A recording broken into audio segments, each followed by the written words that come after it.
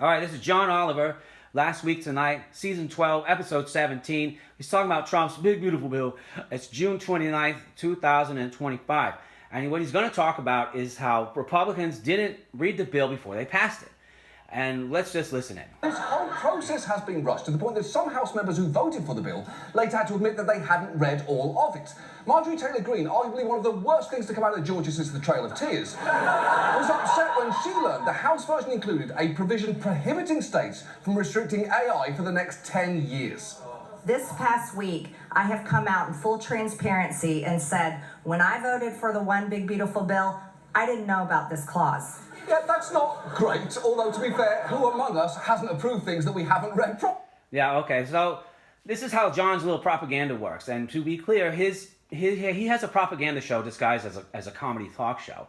The issue of Congress passing bills they haven't read that are unwieldy long as War and Peace, thousands of pages long, passing these bills they haven't read is a major problem that has been happening for years. All right, we can go back to the Patriot Act. There are people that didn't sign that Patriot Act, but it was rushed into law. You had the tax on 9/11, and then the bill was passed into law on October 26th.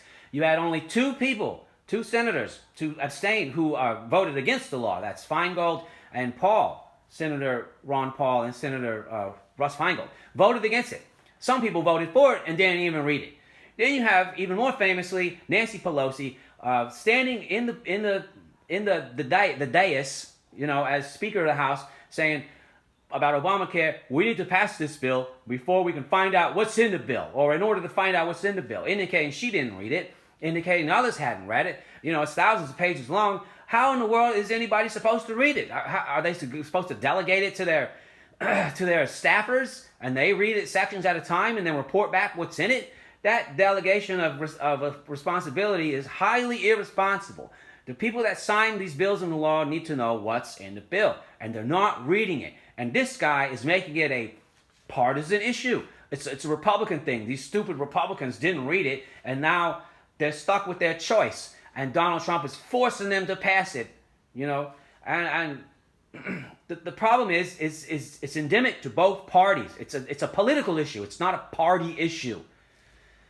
But he doesn't want to talk about that, and he's not going to talk about that. You could talk about it and make it funny. Somehow. I'm not a comedian, so I'm not even going to try. But the Democrats have this problem, and the Republicans have this problem. It is an issue of politics, not of partisanship. They both do it, and because they don't really care. They want to pass these bills, and you'll have like a bill about one thing, and stuff with so much pork for another, and it gets passed in the dead of night sometimes. Sometimes, like John mentions, one guy doesn't show up because he overslept. It's ridiculous. It just shows that the Congress really doesn't care about the American people.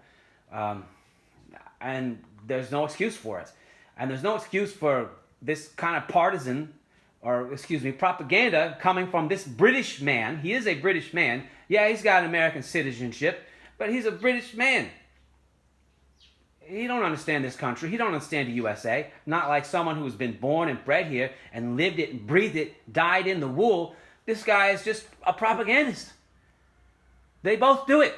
The Democrats and the Republicans both issue bills that are unwieldy and nobody reads them and they get passed. Most notably the Patriot Act and Obamacare.